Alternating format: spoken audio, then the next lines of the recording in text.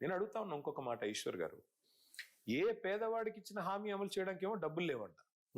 ఏది రైతు బంధు పెంచేదానికి డబ్బులు లేవు, రైతు కూలీలకు నువ్వు ఇస్తానన్న 12,000 రూపాయలు ఇచ్చేదానికి డబ్బులు లేవు, ఆటో అన్నలకి ఇస్తానన్న 12,000 ఇయనికి డబ్బులు లేవు, పెన్షన్ పెంచేదానికి డబ్బులు లేవు, తులం బంగారానికి డబ్బులు లేవు, దేనికి లేవు. కానీ ఢిల్లీకి మాత్రం వేల కోట్లు పంపడానికి డబ్బులు ఉన్నాయి.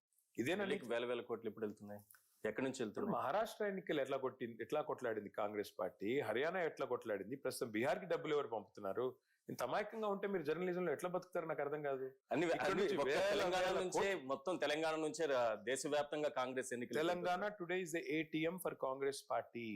ఇక్కడ నుంచి వేల కోట్ల రూపాయలు ఇవాళ రాహుల్ గాంధీ గారికి ముడుపుల రూపంలో ప్రతి నెల రేవంత్ రెడ్డి గారు పంపుతున్నారు. దానికి బ్రహ్మాండమైన సహకారం అందిస్తున్నది భారతీయ జనతా పార్టీ ప్రభుత్వం. వాళ్ళకి తెలుసు, వాళ్ళు చెప్తున్నారు ఓపెన్ గా, నేను చెప్పడం కాదు కదా. అమిత్ షా గారు 6 నెలల కింద వచ్చి అన్నారు తెలంగాణ ఏటీఎం గా మారిపోయింది అని. మరి దొంగను పట్టుకోవాల్సిన నువ్వే కదా హోంమంత్రివి, నువ్వేం పీకుతున్నావు నేను అడుగుతున్నాను. అమిత్ షా ని నేను అడుగుతున్నా, నువ్వేం పీకుతున్నావు?